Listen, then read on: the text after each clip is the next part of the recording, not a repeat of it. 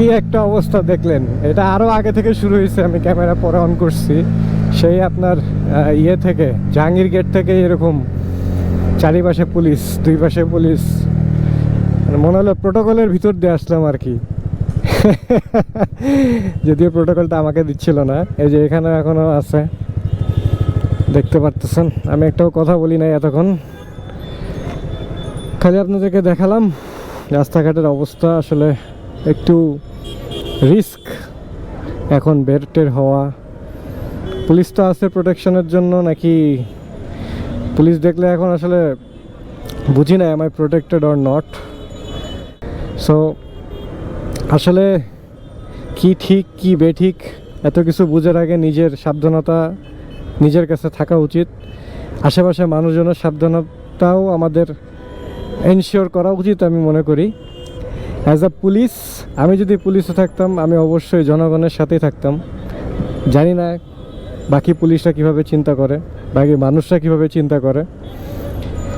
মাঝে মাঝে মাথায় রাখবেন নিজের ভাই বোনরা অনেক বেশি ম্যাটার করে যখন কম্প্যারিজন আসে।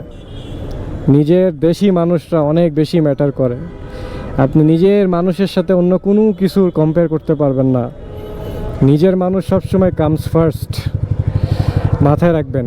সো আপনি পুলিশ হন, যাই হন না কেন, আপনার মেন মোটিভ থাকবে জনগণের স্বার্থে। পুলিশের তো মেন মোটিভই, পুলিশকে বলেই তো হচ্ছে জনগণের বন্ধু।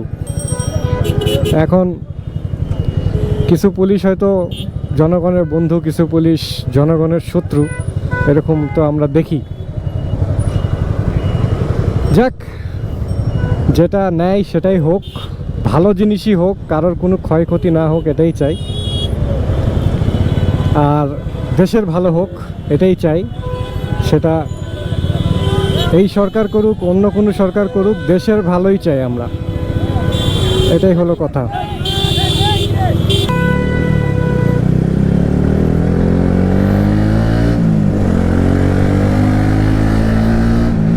বাজে অবস্থা রাস্তাঘাটের। এনিওয়ে, আজকের ব্লগটা এখানে এন্ড করে দিলাম। শর্ট একটা রাইড দেখালাম আপনাদেরকে। See you in my next one. Till then ভালো থাকেন, সুস্থ থাকেন, সাবধানে রাইড করেন।